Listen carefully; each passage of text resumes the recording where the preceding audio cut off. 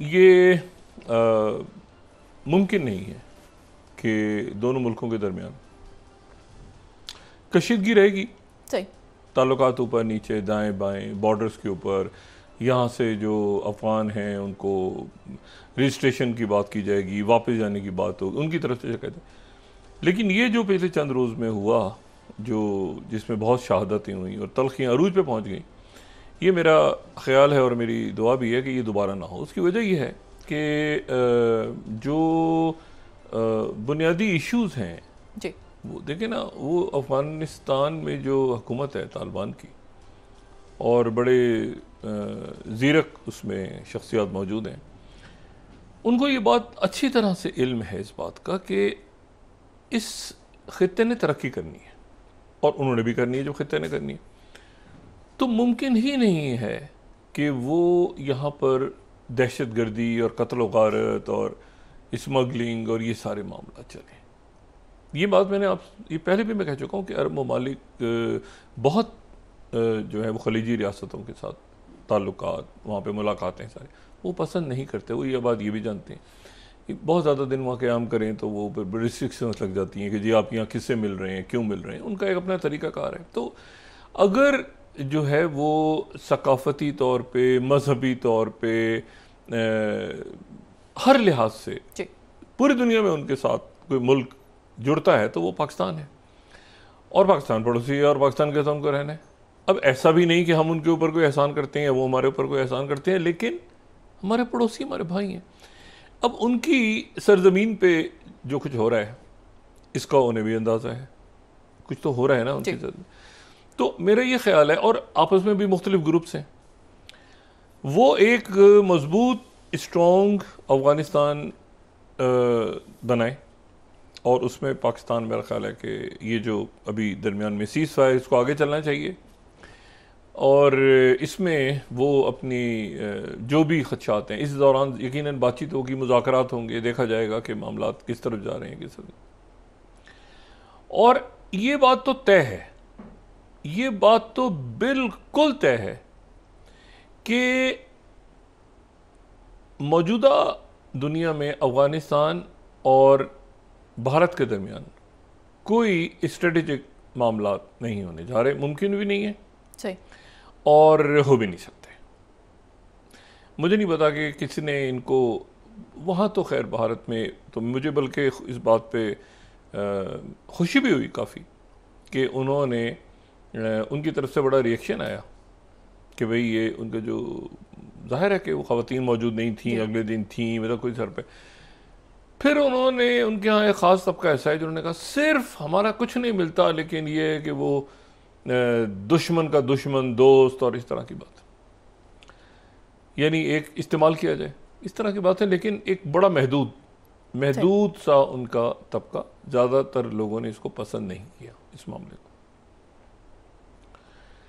तो यहाँ से जो मैंने उस दिन भी बात की थी कि अगर ये देखें ज्योग्राफी, कल्चर, सारे मामले पाकिस्तान के ने उनके साथ रहना, उन्होंने पाकिस्तान के साथ रहना है, और बात वही बुनियादी अपनी जगह कि दहशत गर्दी के जो, अच्छा मैं इसको जो ये दहशत गर्दी के मामलात हैं, ये असल में दहशत गर्दी से ज़्यादा ये आप इस तरह समझ लेना कि वहाँ बरस से, और ये हमारे वहाँ भी, ये नहीं कि मैं सिर्फ उनको, हमारे यहाँ भी एक सिस्टम ऐसा बना हुआ है कि भाई स्मगलिंग हो रही है, जा रहे हैं ट्रक, उसमें वो उधर से उधर निकल गए, उधर से उधर निकल गए, उधर से उधर दाखिल हो गए। जैसे मैंने उस दिन भी कहा था इलाका गैर बना हुआ था पहले, फिर बाढ़ लगाने की बात हुई, फिर उनको वो, तो एक मामला जो खित्ता जो है वो कई दहाइयों से जंगों की जद में रहा हो, और ना सिर्फ उसमें अफ़गानिस्तान में बहुत खून बहाओ बल्कि पाकिस्तान में भी खून बहाओ बहुत ज़्यादा।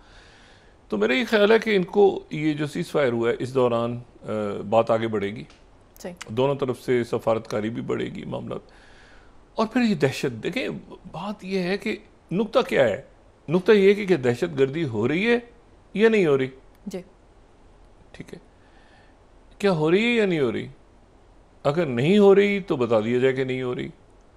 जो मैंने उस दिन भी बात की थी कि ये मजीद ब्रिगेड और BLA ये कहीं खला में रहते हैं, इनका कहीं ये भाई दो जमातों को अगर चाइना ने और अमेरिका ने दहशतगर्द तंजीम करार दे दी है जी। तो वो कहाँ रहते हैं? मतलब वो उनका कहीं उनका हेडक्वार्टर, कहीं उनका वो कहाँ है? किसी कैरिबियन आइलैंड में रहते हैं? कहीं तो रहते हैं ना, कहीं तो थे ना, तो कहाँ थे? अब मसला ये है कि ये बात ये वो दौर चला गया पुराना, आगे बढ़ना है, आगे निकलना है, और इंडिया से कुछ नहीं मिलेगा, ना इंडिया को इनसे मिलेगा, बिल्कुल कुछ नहीं, कुछ भी नहीं मिलेगा। ये एरिया ऑफ इन्फ्लुएंस जो है, ये ज्योग्राफी के हवाले से ये एरिया ऑफ इन्फ्लुएंस जो है ये चाइना और रशिया का है, चाइना का है बेसिकली।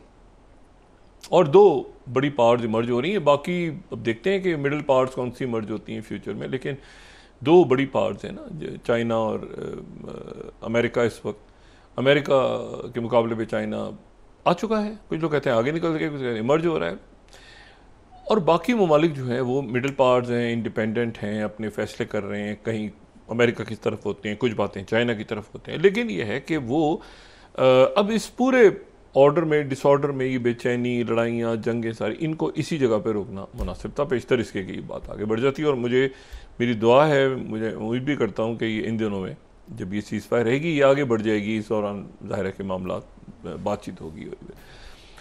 इंडिया भारत से कुछ नहीं मिलना, ना इनको भारत से मिल रहा है ना भारत को इनसे मिल रहा है। वो दौर गया, सरदार दाऊद, ज़ाहिर खान, नजीबुल्ला, यहाँ पे वो अशरफ गनी, हामिद करजई, और वो अमरुल्लाह साले, और वो दौर गया। ये भी नज़रियाती तौर पर उनके साथ नहीं, वो भी नज़रियाती। तो इसलिए बेहतर ये है कि आराम से, सुकून के साथ, अपने पड़ोसियों के साथ आराम से रहे। और एक बात और, दो तीन खबरें हैं। सबसे पहले तो हमारा जहाँ पे इस वक्त सारी दुनिया का दिल अटका हुआ है वो गज़ा है, फ़लस्तीन है, मगरबी किनारा है। लेकिन उससे पहले ज़रा मैं एक यहाँ पे बड़ी हैरत हुई मुझे, और वो उस हैरत की वजह जो है वो ये है कि एक बड़े ज़बरदस्त इंडियन स्कॉलर मैं कहूँगा, ठीक है ना, जो इंडियन स्कॉलर, और ये नहीं कि वो मैं उनको नज़रअंदाज कर दिया जाए किसी भी अंदाज में, एक बड़ा नाम, एशले टेलिस। ये एशले टेलिस जो है, ये एशले टेलिस मेरा ख्याल है कई दहाइयों से, यानी इस सदी के आगाज़ में तो ये मौजूद थे, 9/11 पे तो ये डेफिनेटली थे, लेकिन उससे पहले से ये इंडिया से इनका ताल्लुक़, और ये अमेरिका जाके सेटल हो गए थे। गुमान है कि मैंने एक या दो कॉन्फ्रेंसेस में इनको सुना है बात करते हुए, या इनसे मेरी मुलाकात हुई है, गुमान है।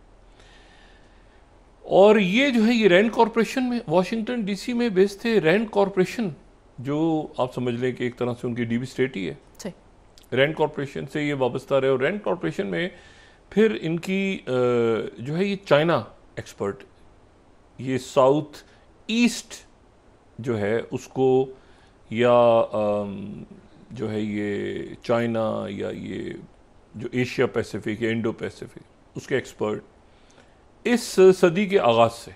सही। और फिर उसके बाद ब्रुकिंग्स, कार्नेगी, फिर उसके बाद ये प्रेसिडेंट बुश की जो नेशनल सिक्योरिटी काउंसिल थी उसमें भी ये उसका भी हिस्सा रहे। सही। इनकी बेशुमार किताबें आई और वो चाइना रिलेटेड ही थी। और फॉरेन अफेयर्स जो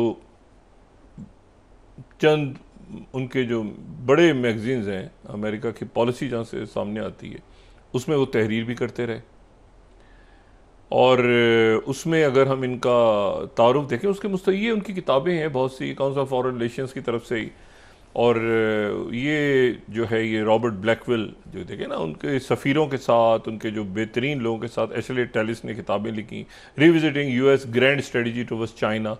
तो बड़े उनके स्कॉलर और एक्सपर्ट और ये सारे।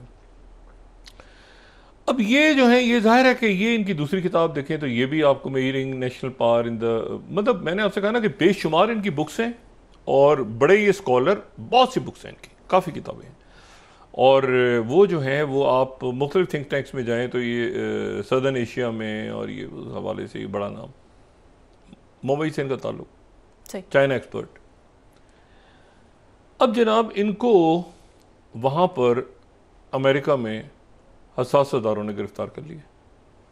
64 साल इनकी उम्र है, पीएचडी इन्होंने किया हुआ है शिकागो से, और इनको वहाँ पे गिरफ्तार कर लिया। ये भारत के बहुत करीब उनकी, आप समझ लें कि ये भी अब जयशंकर जी के साथ भी और बाकी लोगों के साथ उनके भारत के बहुत, आप समझें कि उनके साथ काफ़ी करीब और उनके लिए काफ़ी वोकल, उनको गिरफ्तार कर लिया।